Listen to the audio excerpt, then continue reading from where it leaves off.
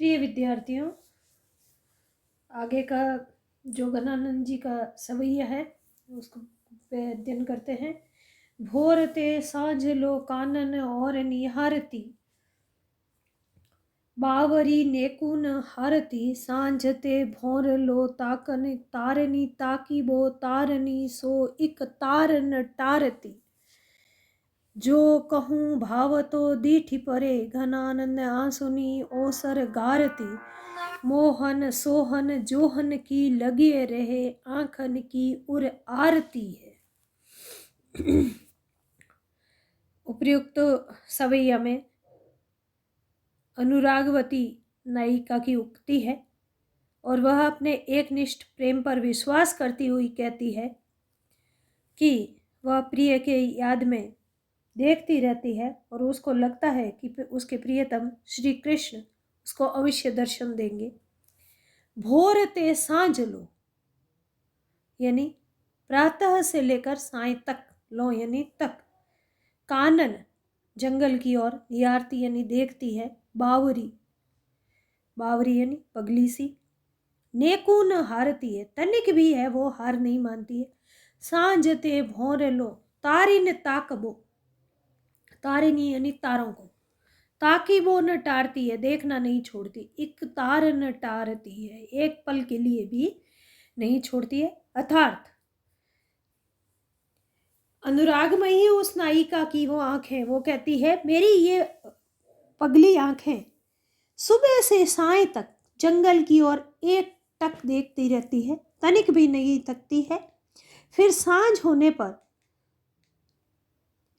सुबह तक एक टक निरंतर तारों की ओर टकटकी लगाए रहती है, जरा भी नहीं हटती है। यानी प्रियतम की राह में वह प्रातः से लेकर साय तक और साय से लेकर पुनः प्रातः होने तक एक टक अपनी प्रियतम की प्रतीक्षा में प्रतीक्षारत रहती है। जो कहूँ भाव तो डीठी पड़े, भाव तो यानी मनमोहन, प्रियतम, डीठी यानी दृष्टि पड़े। घनानंद आंसुनी ओसर गारती है यानी आंसुओं में अवसर खो देती है। सोहन, मोहन सोहन जोहन, सोहन यानी सामने, जोहन यानी देखती है, उर यानी भीतर, आरती यानी लालसा है। घनानंद कहते हैं कि यदि प्रिय कभी दिख पड़े तो आंखों के आंसू ही इस मिलन के अवसर को बिता देती है। यानी प्रियतम पर कभी दृष्टि पड़ जाए तो प्रिय के मिलने की प्राप्ति की प्रसन्नता में निकलने वाले आंसू है, उसमें भी अवसर बीत जाता है। मोहन सोहन जोहन, मोहन श्री कृष्ण, मोहन को अपने सामने जब देखती हूँ, सम्मुख देखती है, सम्मुख देखने की जो लालसा है वो प्रतिदिन सदैव उसके हृदय में बनी रहती है। प्रस्तुत छंद में आध्यात्मिक अर्थ भी लगाया जा सकता है कि जीव जब वक्त के प्रति असावधान होता है तब उसका भी यही हाल होता है। इस आध्यात्मिकता का आभास भी मात्र इसलिए होता है कि इसमें प्रेम की चरम अवस्था का सुंदर निरूपण है। इसके अतिरिक्त इसमें जो अलंकार मुख्य रूप से प्रयुक्त हुए हैं, यमक, उपमा, श्लेष, विरोधाभास और पदमैत्री है। आगे का कवित्त देखते हैं। भये अति निठुर मिटाय पहचान डारी, याही दुख हमें एक जख लागी, हाय हाय। तुम तो निपट निर्दयी गई भूल सुधी, हमें सूल सेलनी सो क्यों हूँ न बुलाए। मीठे मीठे बोल बोली ठगी पहली तो तब, अब जिए जारत कौन तो कौन न्याय है। सुनी है कि नाही ये परगट कहावती जू, काहूँ कल पाए है सु कैसे कल पाए है। इसमें प्रेमिका जो अपने प्रियतम के प्रति इस छंद में पत्र या संदेश जैसे किसी भी माध्यम से प्रिय की उदासीनता की ओर संकेत करती हुई अपने प्रियतम को उपालंब देती है और अपने हृदय की पीड़ा को अभिव्यक्त करती है। अति भये अति निठुर की, निठुर यानी निष्ठुर, मिटाए पहचान डाली, पहचान को मिटा डाला, यही दुख हमें जख यानी रट लागी, हाय हाय, हाय हाय करना मुहावरा है, यानी तड़पना, दुख प्रकट करना।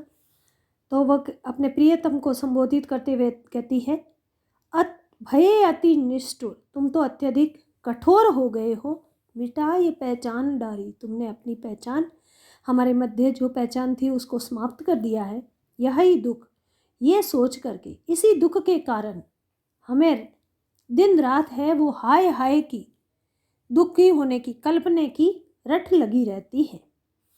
तुम तो निपट निर्दयी, निपट यानी पूर्णतया, निर्दयी हो गई भूली सुधी, और तुम है वो हमारी सुध लेना, हमें याद करना, हमारी याद को पूर्णतया तुम तो भुला चुके हो। हमें सूल सेलनी, सूलनी यानी पीड़ा, कसक, सूल कहते हैं कांटों की सेलनी, सूल सेलनी सू क्यों हूं न भुलाए है, कि तुम तो अत्यधिक निर्दयी हो गए हो, हमें याद आती नहीं है, लेकिन हमें तो वेदना की कसक किसी तरह नहीं भूलती है। वो सूलों की सेलनी, जो कांटों की पीड़ा है, वो हम भुला नहीं पा रहे हैं। मीठे मीठे बोल बोल के प्रियतम, कि जब संयोगावस्था में जब आप हमसे मिले थे तो मीठी मीठी बोल के, यानी अच्छी अच्छी बातें करके, ठगी पहली तो तब हमें तुमने ठग लिया, हमें बेवकूफ़ बना लिया, हमारे साथ ठगी कर ली। अब जिए जा रहे हो, पहले तो मीठे बोले और अब हम हृदय को जला रहे हो। कहो कौन दो कौन न्याय, अब कहो ये कहाँ का कौन सा न्याय है। सुनी है कि नहीं, कि प्रियतम तुमने कभी सुनी है कि नहीं सुनी है। ये प्रकट कहावती जग प्रसिद्ध एक कहावत है। क्या कहावत है? कहाऊ कल्पाए है सु, कल्पाए यानी तड़फाना, सु वो, कल यानी चैन, पाए यानी प्राप्त करता है। तुमने इस प्रसिद्ध कहावत को सुना है कि नहीं है? जो दूसरों को तड़पाता है वो कैसे चैन की प्राप्ति कर सकता है। तुमने हमारे हृदय को पीड़ित किया है, हमें परेशान किया है, हमें दुख दिया है, हमें पीड़ा पहुंचाई है। पहले हमारे साथ मीठी मधुर बातें की और अब हमारे हृदय को विरह में जलाया और हमसे पहचान तक को भुला डाला है। तो तुम क्या सोचते हो कि मुझे तड़पा करके तुम्हें सुख की प्राप्ति, चैन की प्राप्ति हो सकती है? कतई नहीं हो सकती है। इसमें मुख्य रूप से यमक पुष्ट लोकोक्ति अलंकार है, पुनरुक्ति प्रकाश है और अनुप्रास अलंकारों की सुंदर अभिव्यक्ति हुई है। धन्यवाद।